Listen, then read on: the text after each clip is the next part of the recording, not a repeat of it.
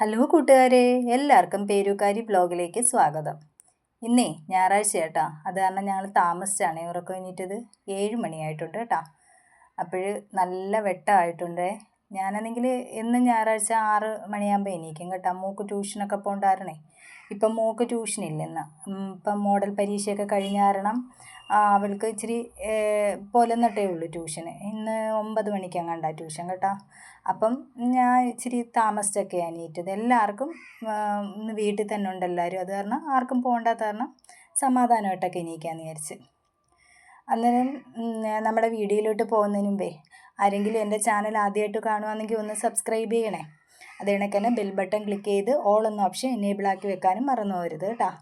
പിന്നെ കമൻറ്റ് ചെയ്യണം, ഷെയർ ചെയ്യണം, ലൈക്ക് ചെയ്യണം, ഇതൊന്നും മറന്നു പോകരുതേ. അപ്പോൾ പിന്നെ ഞാനൊരു ഗ്ലാസ് വെള്ളമൊക്കെ കൊണ്ടുവന്ന് സമാധാനമായിട്ട് സിറ്റ് ഔട്ടിൽ ഇരുന്ന് വെള്ളമൊക്കെ പെയ്യനെ കുടിച്ച് ഒന്ന് സ്വസ്ഥമായിട്ടൊക്കെ ഇരിക്കാമെന്ന് വിചാരിച്ചു കേട്ടോ. ഇന്നാണെങ്കിൽ പിന്നെ വലിയ ജോലി തിരക്കുകളൊന്നുമില്ല കേട്ടോ. അത് കാരണം സമാധാനമായിട്ട് ഇങ്ങനെ ഇരിക്കുന്നത് കേട്ടോ. പിന്നെ ഇതാണ് എൻ്റെ കൊച്ചു ഗാർഡൻ. അത്യാവശ്യം ചെടികളൊക്കെ ഉണ്ട് കേട്ടോ.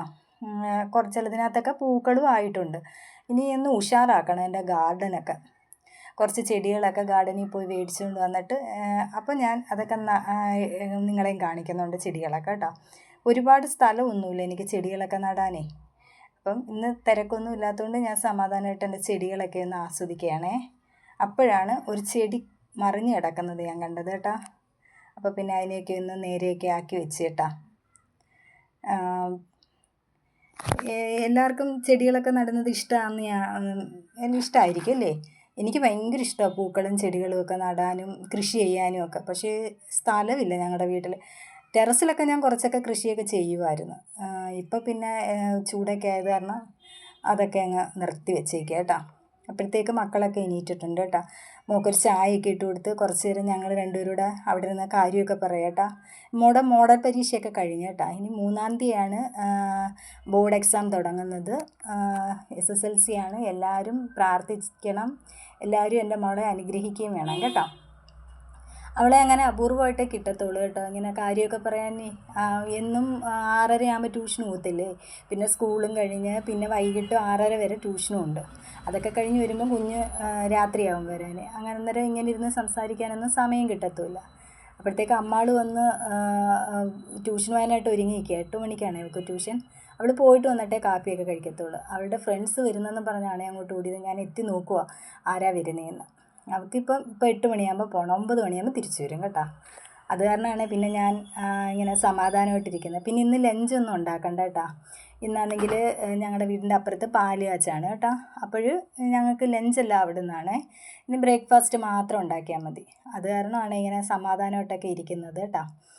പിന്നെ ആണെങ്കിൽ ഇത് കണക്ക് നിങ്ങളുടെ വീട്ടിൽ മണി പ്ലാന്റ് ഒക്കെ ഉണ്ടോ? എൻ്റെ വീട്ടിലില്ല കേട്ടോ. ഇത് രണ്ടെണ്ണേ ഉള്ളൂ. 2 കുപ്പിക്കകത്തേ ഇത് വെച്ചിട്ടുള്ളൂ കേട്ടോ. സ്ഥലമില്ലാത്തതുകൊണ്ടാണ്. ജനലിലൊക്കെ ചിലർ വെക്കുന്നത് എനിക്ക് എന്തൊരു ഇഷ്ടമാണെന്നറിയോ. പക്ഷേ സ്ഥലമില്ലാത്തതുകൊണ്ട് ഞാൻ വെക്കത്തില്ല. പിന്നെ ഈ ടേബിളിൻ്റെ മണ്ടയിൽ ഒരെണ്ണം ഉണ്ട് കേട്ടോ. അതാണെങ്കിൽ 2-3 ദിവസമായി വെള്ളം മാറിയിട്ട്. അപ്പം ഞാൻ വിചാരിച്ചു എന്തായാലും സമാധാനമായിട്ടെല്ലാം ചെയ്താൽ മതി, ബ്രേക്ക്ഫാസ്റ്റ് മാത്രം മതിയല്ലേ. അപ്പോൾ ഞാൻ ഇതൊക്കെ ഒന്ന് വെള്ളമൊക്കെ ഒന്ന് മാറി അതിൻ്റെ ചെടിയൊക്കെ ഒന്ന് കഴുകി വൃത്തിയാക്കി കൊണ്ടുവച്ചത് കേട്ടോ. ഇന്നാണെങ്കിൽ ഒരു സ്പെഷ്യലായിട്ടുള്ള ബ്രേക്ക്ഫാസ്റ്റാണ് ഉണ്ടാക്കുന്നത്. അപ്പം അത് നിങ്ങളെയും കൂടെ ഒന്ന് കാണിക്കാമെന്ന് വിചാരിച്ചിട്ടാണേ. ഇത് ഞാനാണെങ്കിൽ ഇന്നലെ വെള്ളത്തിലിട്ട് വെച്ചേക്കുന്നതാണ് ഇന്ന് ദോശയ്ക്ക് വേണ്ടിയിട്ട്. ഇന്ന് അടദോശയാണ് ഞാൻ ഉണ്ടാക്കുന്നത്. ബ്രാഹ്മിൻസൊക്കെ ഉണ്ടാക്കുന്ന ഒരു ദോശയാണ് ഈ അടദോശ എന്ന് പറയുന്നത്. ഹെൽത്തി ആയിട്ടുള്ള ഒരു ദോശയാണ്. ഇതിപ്പോൾ ഞാൻ ഇന്നലെ രാത്രി എടുത്ത വീഡിയോ ആണ് ഈ കാണിക്കുന്നത് കേട്ടോ. ഇത് തലേന്ന് ഞാൻ ഇതെല്ലാം വെള്ളത്തിൽ ഇട്ടിട്ടുണ്ട്. ഇതിനകത്ത് യൂസ് ചെയ്യുന്നത് കടലപ്പരിപ്പ്, തുവരപ്പരിപ്പ്, ഉഴുന്നുപരിപ്പ്, വറ്റൽമുളക്, പിന്നെ പച്ചരി. ഇതെല്ലാം തുല്യ അളവിലെടുക്കണം കേട്ടോ. അപ്പം ഞാനാണെങ്കിൽ ഒരുപാടങ്ങ് ഉണ്ടാക്കുന്നില്ല. ഒരു 12 ദോശ ഉണ്ടാക്കാനുള്ള എന്തരേ ഇടുന്നുള്ളൂ കേട്ടോ. അധികം വന്നു കഴിഞ്ഞാൽ പിന്നിരുന്ന ഇവിടെ കഴിക്കാൻ ആളില്ലാത്തതുകൊണ്ട് ഞാൻ കുറച്ചേ ഉണ്ടാക്കുന്നുള്ളൂ. പാലിയച്ചനൊക്കെ പോകണ്ടേ, അത് കാരണം. അതുമല്ല ഇതാണെങ്കിൽ നമ്മൾ പുളിപ്പിച്ചിട്ടല്ല ഇത് ദോശ ചുടുന്നത് കേട്ടോ. അന്നേരം അരച്ച് അന്നേരം തന്നെ ചുടുകയാണ് ചെയ്യുന്നത്. പുളിച്ച് കഴിയുമ്പോൾ ഇതിന് വേറൊരു ടേസ്റ്റും പുളിക്കുന്നതിന് മുമ്പ് വേറൊരു ടേസ്റ്റുമാണേ. അപ്പോൾ ഇത് സാധാരണ നമ്മൾ പുളിപ്പിക്കാതാണ് ദോശ ഉണ്ടാക്കുന്നത്. അത് കാരണമാണ് ഞാൻ തോനെ അങ്ങ് ഇടാത്തത് കേട്ടോ. ഈ സ്പൂണിനാണ് ഞാൻ അളക്കുന്നത്. അതിന് 1.5 സ്പൂൺ പച്ചരിയാണ് ഞാൻ ഇട്ടത്. അതേ കണക്ക് 1.5 സ്പൂൺ കടലപ്പരിപ്പ്. നമ്മൾ പായസമൊക്കെ വെക്കുന്ന കടലയില്ലേ, ആ കടലയാണേ. അതും 1.5 സ്പൂൺ കടലപ്പരിപ്പ് ഇട്ടിട്ടുണ്ട് കേട്ടോ. ഈ പിന്നെ നമ്മൾ പരിപ്പ് വട ഉണ്ടാക്കാൻ ഇത് ഉപയോഗിക്കും കേട്ടോ. പിന്നെ ഇത് നമ്മൾ സാമ്പാർ വെക്കുന്ന പരിപ്പില്ലേ, തുവരപ്പരിപ്പ്, അതാണ് ഇത്. അതും അതേ അളവിൽ, എല്ലാം ഒരേ അളവിലാണ് ഇടേണ്ടത് കേട്ടോ. ഇതും 1.5 സ്പൂണാണ് ഞാൻ ഇട്ടത്. ഈ ഇതിനകത്തെല്ലാം അളവ് എല്ലാം ഒരേ ടൈപ്പിലെ പാട്ടയാണ്. അതിനകത്തെല്ലാം ഒരേ ടൈപ്പിലെ സ്പൂണുമാണ് കിടക്കുന്നത് കേട്ടോ. ഇത് ഉഴുന്ന് പരിപ്പ്, ഇതും 1.5 സ്പൂൺ ഇടുവാണേ. ഇതിപ്പം ഒരു 12 ദോശ ഉണ്ടാക്കാനുള്ള മാവ് കാണും കേട്ടോ. പിന്നെ ഇതെല്ലാം നല്ല വൃത്തിയായിട്ട് ഇനി കഴുകിയെടുക്കണം കേട്ടോ. നല്ല പച്ചരിക്കകത്തൊക്കെ നല്ല അഴുക്ക് കാണും കേട്ടോ. ഇതൊരു വലിയ പാത്രമായ കാരണം അതങ്ങ് മാറ്റിയിട്ട് ഞാൻ ചെറിയ പാത്രം എടുത്തത് കേട്ടോ. ഇനി ഇത് നമുക്കൊരു 3-4 വെള്ളത്തിൽ കഴുകിയെടുക്കാം കേട്ടോ. ഇതിനാണെങ്കിലേ നല്ല ടേസ്റ്റാണ്. നമ്മളൊരു അരി ആട്ടാനൊക്കെ മറന്നു പോയാൽ നമുക്ക് ഇതേ കണക്ക് രാത്രിയിൽ ഇട്ട് വെച്ചിരുന്നാൽ രാവിലെ എടുത്ത് നമുക്ക് അരച്ച് അന്നേരം തന്നെ ചുടുകയും ചെയ്യാം കേട്ടോ. 1 മിനിറ്റ് പോലും നമ്മൾ റെസ്റ്റ് ചെയ്യാൻ വെക്കേണ്ട. ഇതിനകത്ത് ഇനി മുളകാണ് ചേർക്കുന്നത്. വറ്റൽ മുളക്, സാധാരണ കടുക് വറുക്കുന്ന നമ്മൾ വറ്റൽ മുളക് കേട്ടോ. ഇതിപ്പോൾ ഞാനൊരു 10 മുളകാണ് ചേർക്കുന്നത്. ഓരോരുത്തരുടെ ഈ ക്വാണ്ടിറ്റി അനുസരിച്ച് മുളക് ചേർത്ത് കൊടുക്കാം കേട്ടോ. ഇപ്പോൾ ഇതിനകത്ത് ഞാനൊരു 10 മുളകാണ് ചേർക്കുന്നത്. ഒരു 12 ദോശയെല്ലാം ഉള്ളൂ, ദോശയ്ക്കുള്ള മാവേ ഉള്ളൂ. എനിക്ക് നേരത്തെ ഞങ്ങളിത് ഉണ്ടാക്കുന്ന കാരണം എനിക്ക് കൃത്യമായ അളവറിയാം കേട്ടോ. അതുകൊണ്ടാണ് ഞാൻ 12 ദോശയെന്ന് എടുത്തു പറയുന്നത് കേട്ടോ. അപ്പോൾ ആദ്യമായിട്ടൊക്കെ ഉണ്ടാക്കുന്നവർ ഒരു നിങ്ങളുടെ ഒരു അളവിനനുസരിച്ച് ഇട്ട് നോക്കുക കേട്ടോ.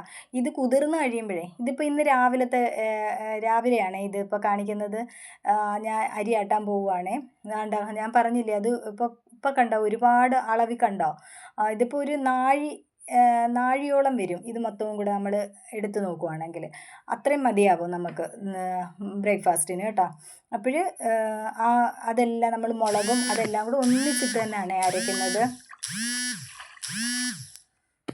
പിന്നെ നമ്മൾ അരയ്ക്കുമ്പോഴും നമ്മൾ കുറച്ച് ശ്രദ്ധിക്കണം കേട്ടോ. നമ്മൾ ഒരുപാട് വെള്ളം ചേർത്തങ്ങ് അരയ്ക്കരുത് കേട്ടോ. ആദ്യം കുറച്ച് വെള്ളം ഒഴിച്ച് നമ്മളൊന്ന് അരച്ചെടുക്കണം കേട്ടോ. അപ്പോൾ നമ്മൾ അരയ്ക്കുമ്പോഴാണെങ്കിൽ അങ്ങ് പേസ്റ്റ് പോലെ അങ്ങ് അരച്ചെടുക്കുകയും ചെയ്യരുത്. ഒരു തരിതരിപ്പോടെ, നമ്മൾ ഇഡലിയേക്കാൾ ഇച്ചിരി കൂടെ തരിതരിപ്പ് ആവാം, അത്രയും തരിതരിപ്പോടെ വേണം നമ്മൾ അരച്ചെടുക്കാൻ കേട്ടോ. നമ്മൾ കുതിർക്കാൻ വെച്ച വെള്ളം ഒഴിച്ച് തന്നെ നമ്മൾ അരച്ചെടുക്കുകയും ചെയ്യാം കേട്ടോ. അപ്പം ഞാൻ ഇതൊന്ന് അരച്ചെടുക്കട്ടെ.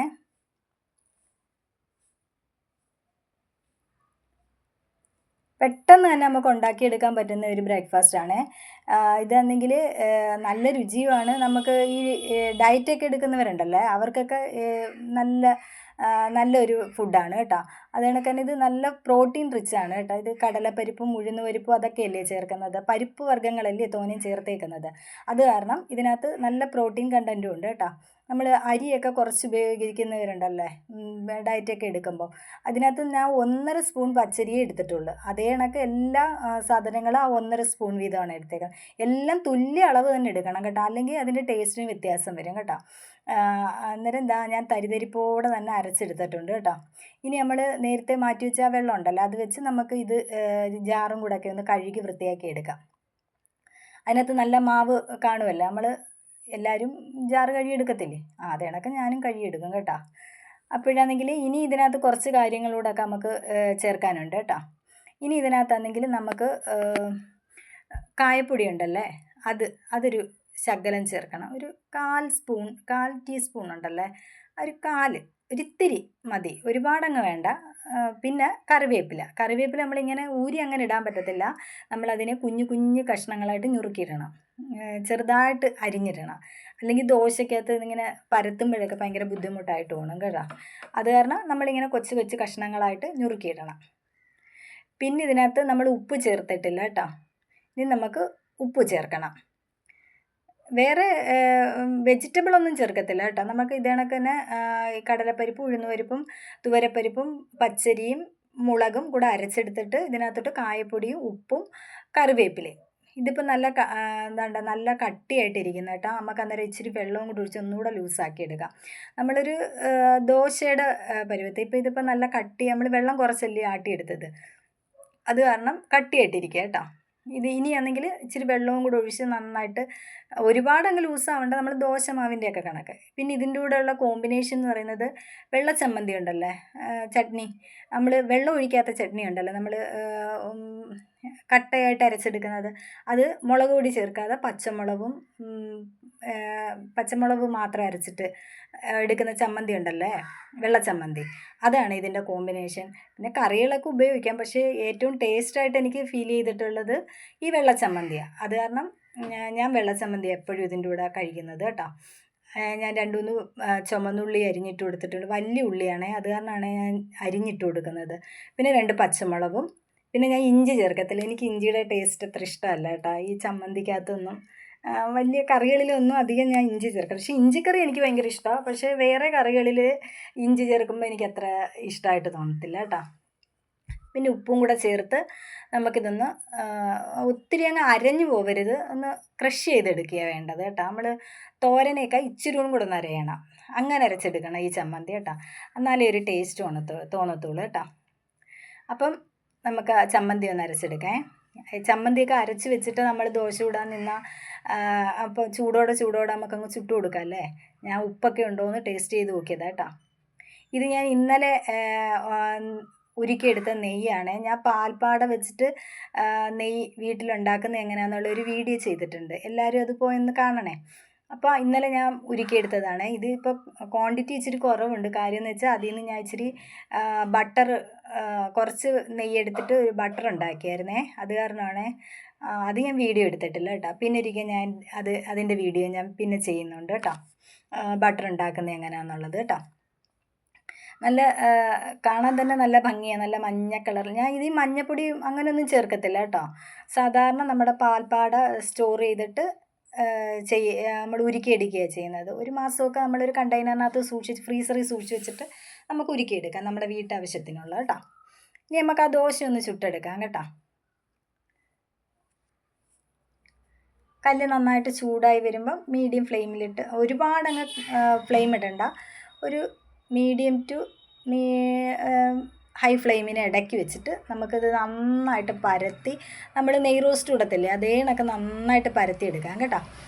നന്നായിട്ട് പരത്തി എടുത്തിട്ട് നമ്മൾക്ക് ഇച്ചിരി നെയ്യൊക്കെ നന്നായിട്ട് ഒഴിച്ചു കൊടുക്കാം. നെയ്യ് യൂസ് ചെയ്യാൻ ഇഷ്ടമല്ലാത്തവർക്ക് എണ്ണയാണെങ്കിലും ഒഴിച്ചു കൊടുക്കാം, വെളിച്ചെണ്ണ ഒഴിച്ചു കൊടുത്താലും മതി നെയ്യില്ലാത്തവർക്ക്.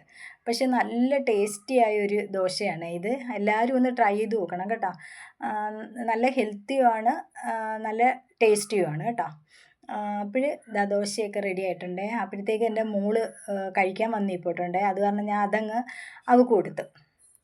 പിന്നെ ഇനിയിപ്പോൾ ചുടുന്നത് ചമ്മന്തിയൊക്കെ വെച്ച് കാണിക്കാമെന്ന് വിചാരിച്ചിട്ട് ഇനി ഒരു ദോശയും കൂടി ചുട്ടിട്ട്, അങ്ങനെ ഞാൻ എല്ലാ ദോശയും ചുട്ടെടുത്തിട്ടുണ്ട് കേട്ടോ. എല്ലാവർക്കും ആ ചൂടോടെ തന്നെ ഞാൻ ചുട്ടങ്ങ് കൊടുക്കുകയാണ് ചെയ്തത് കേട്ടോ. അത് നമുക്ക് ഇതിങ്ങനെ വെച്ചിരുന്ന് തിന്നുന്നതിനേക്കാൾ ടേസ്റ്റായിട്ട് എനിക്ക് തോന്നിയിട്ടുള്ളത് നമുക്ക് ചൂടോടെ, നമ്മൾ നെയ് റോസ്റ്റൊക്കെ ചൂടോടെ ചുട്ട് തിന്നത്തില്ലേ, അതേ കണക്ക് തിന്നാനാണ് ഇത് കൂടുതൽ നല്ലതായിട്ട് എനിക്ക് ഫീൽ ചെയ്തിട്ടുള്ളത് കേട്ടോ. അങ്ങനെ ഞാൻ ദോശയെല്ലാം ചുട്ടെടുക്കുവാണേ, ചുട്ട് ഓരോരുത്തർക്കും കൊടുക്കുവാണേ. ഇനിയിപ്പോൾ എൻ്റെ ദോശയും കൂടെ ഉള്ളൂ ചുട്ടെടുക്കാൻ കേട്ടോ. അപ്പോൾ എൻ്റെ ദോശയും കൂടെ ഞാൻ ചുട്ടെടുത്തിരിക്കുകയാണ്.